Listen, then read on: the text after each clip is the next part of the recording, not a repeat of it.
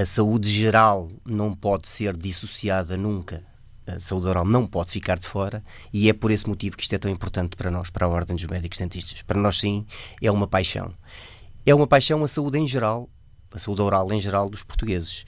Porque quando da criação do Serviço Nacional de Saúde, eu vou ter que fazer aqui uma pequenina história do processo para ser mais facilmente compreendida. Na altura da criação do Serviço Nacional de Saúde, a saúde oral, infelizmente, ficou fora. Portanto, para o ano, o Serviço Nacional de Saúde fará 40 anos, foi criado em 1979, como é do conhecimento geral, e a saúde oral ficou fora. Isto teve como consequência que quem tinha dinheiro para aceder aos consultórios privados ia tratando da sua vida, desculpe uma expressão, neste caso ia tratando da sua saúde oral, mas para uma percentagem elevadíssima da população não havia esta possibilidade de ir aos consultórios privados de medicina dentária, que até há pouco tempo era a única maneira de se tratar da boca e dos dentes. Isso quer dizer que ficou refém do aumento do rendimento, a capacidade de aceder aos tratamentos de saúde oral. Eu acho que isto nunca foi um problema económico e financeiro. Antes, pelo contrário, porque se fizer bem as contas, e se como agora se está a querer fazer, se apostar a sério na prevenção, vamos acabar por poupar dinheiro. O que se passou foi que realmente a saúde oral ficou fora. E ficaram fora de ter acesso aos cuidados de saúde oral uma percentagem enorme da população. Pelas nossas contas da Ordem, 35% ou 40% da população. Que são as pessoas que não têm dinheiro para ir às consultas privadas, nem sequer são beneficiárias de algum dos sistemas, ou ADSE, ou seguros, ou outros sistemas convencionados, que diminuam os preços das consultas. Portanto, havia muita gente que estava fora. E por isso era um anseio grande, quer desta direção da Ordem, quer das primeiras direções da Ordem dos Médicos Dentistas. Não é um caso que nos lembramos agora de agarrar com unhas e dentes. O problema foi que, do outro lado, da parte do poder político, nunca nos deram ouvidos. Nunca fizeram um grande caso deste problema, nunca ligaram muito a este problema. Este governo, quando tomou posse, e na altura o Sr. Secretário de Estado Adjunto e da Saúde, o professor Fernando Araújo, até na tomada de posse dos órgãos sociais da Ordem, desta última direção, no início de 2016, disse exatamente isso que me referiu na altura, que era não terá usado a mesma expressão, mas que era uma das preocupações deste governo, a saúde oral. E queriam, em conjunto com a Ordem, arranjar aqui uma solução para começar a resolver este problema. E por isso, em junho, mais ou menos, julho de 2016, se deu início a este projeto piloto em 13 centros de saúde, em que foram contratados médicos dentistas para começar a, dentro dos cuidados primários de saúde, começar a exercer a profissão. E isto é muito importante porque desde logo, desde essa primeira altura, deparámos com situações de, por exemplo, para as pessoas terem uma noção, gente que vai pela primeira vez na sua vida, adultos, idosos, pela primeira vez na sua vida, entram num consultório de medicina dentária. É disto que se está a falar. Nós não estamos a falar de há 70 anos num país subdesenvolvido. Estamos a falar em Portugal neste momento. Ainda há pessoas que pela primeira vez agora, com este sistema que foi criado e com esta oportunidade que foi aberta, pela primeira vez acedem a cuidados de saúde oral. Porque há muita coisa a fazer.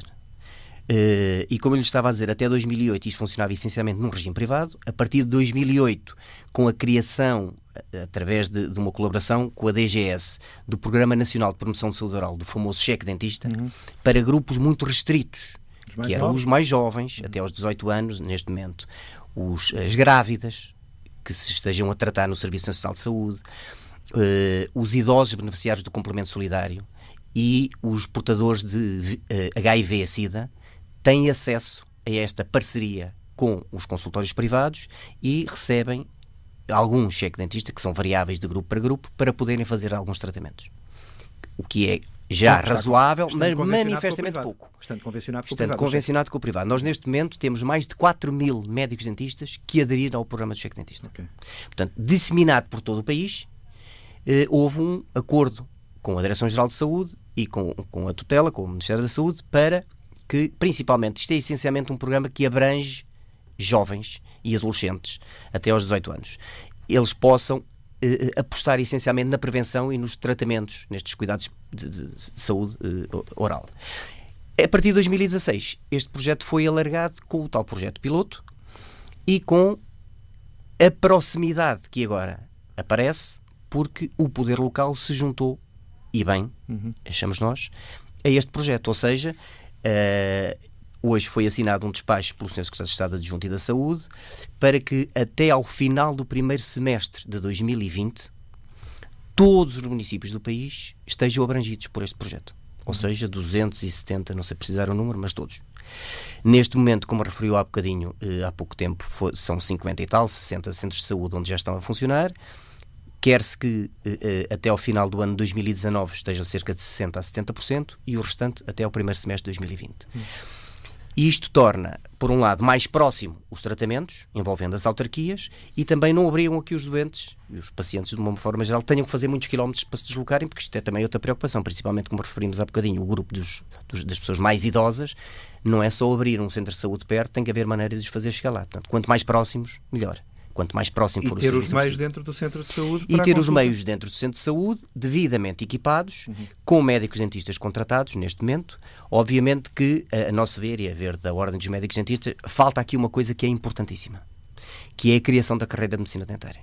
No Serviço Nacional de Saúde. No Serviço Nacional de Saúde. Porque neste momento o que se passa é que há um contrato a prazo, de muita curta duração, e o que nós sentimos é que os nossos colegas são, desculpem a expressão que vou usar, descartáveis. Ou seja, se um doente for visto hoje por um colega nosso, provavelmente no próximo ano, se voltar ao centro de saúde, é visto por outro médico dentista. Isto não é bom para ninguém.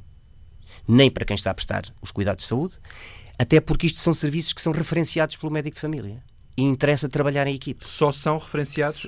Dentro dos centros de saúde, isto é uma equipe em que a referenciação para o tratamento de saúde oral está a cargo do médico de família. O utente não chega ao centro de saúde e pede para marcar uma consulta para o dentista? Não. Ou melhor, pede, mas depois é sujeito a este processo.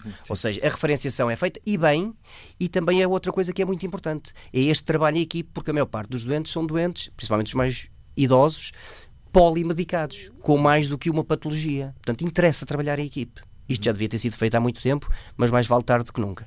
Neste momento, as perspectivas são estas. Ainda há muita coisa para fazer, obviamente. Isto acaba, não é ser pessimista, é ser realista. Isto é uma gota d'água no oceano. Isto não vai resolver os problemas todos, nem pouco mais ou menos. Mas é um início. Deixe-me perguntar-lhe uma coisa, porque o registro que escutámos há pouco do Secretário de Estado da Saúde, Fernando Araújo, apontava para o nível de cobertura que estas consultas têm. Não é um nível total, não são prestados todos os serviços que são prestados numa consulta de um dentista privado. Tem ideia de quais são esses serviços essenciais, as tais recomendações da Direção-Geral de Saúde? Qual é o nível de cobertura que uma consulta destas vai ter no Serviço Nacional de Saúde? Vamos ver uma coisa.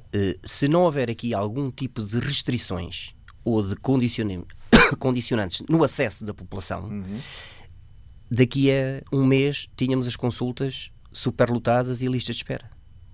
Portanto, tem que haver algum critério para que as populações locais acedam a esses programas, preferencialmente aqueles que não têm outro mecanismo para fazer essas consultas. Por exemplo, do nosso ponto de vista, todos aqueles utentes do Serviço Nacional de Saúde que estão abrangidos pelos programas do cheque dentista devem continuar a fazê-lo como até agora.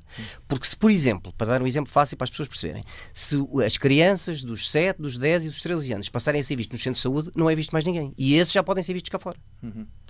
Assim como devem ter alguma prioridade os portadores de doença crónica, que esses sim, em muitas das situações, necessitam mesmo de ter a saúde oral vigiada para, por exemplo, vou dar um exemplo também fácil de perceber, um doente que vai ser submetido a uma intervenção cirúrgica cardíaca deve previamente ter uma consulta de medicina dentária para que se lhe dê o ok, porque o risco de uma infecção cruzada é muito maior se os dentes não estiverem em condições. Portanto, tudo isto tem que ser articulado com a Ordem. Os meios são escassos, nós sabemos, por isso é que eu digo que ainda há muito a fazer.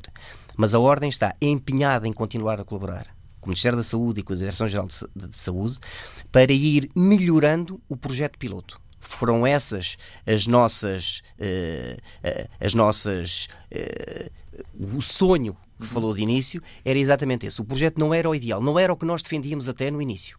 Nós achávamos que se calhar tinha sido mais benéfico aproveitar, por exemplo, a rede de consultórios já existentes. Convencionar, portanto. Porquê estar a gastar dinheiro? Quando nos estão sempre a dizer que há uma dificuldade imensa e tem que gerir bem o pouco dinheiro que existe, Para quê, por exemplo, digo eu, e dizemos nós, estar a equipar N centros de saúde quando ao lado há 2 ou 3 consultórios de medicina dentária a funcionar? Mas esta foi a opção política do Governo. E nós, apesar de não concordarmos com tudo aquilo que foi feito de início, estivemos sempre disponíveis para melhorar o programa.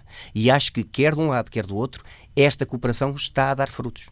Estamos já a pisar o risco, Pedro Pires, mas queria perguntar-lhe se um programa com esta dimensão coloca ou não em risco um setor que está, como disse, instalado no setor privado, sendo talvez da saúde, se calhar até o setor que mais está instalado no setor privado.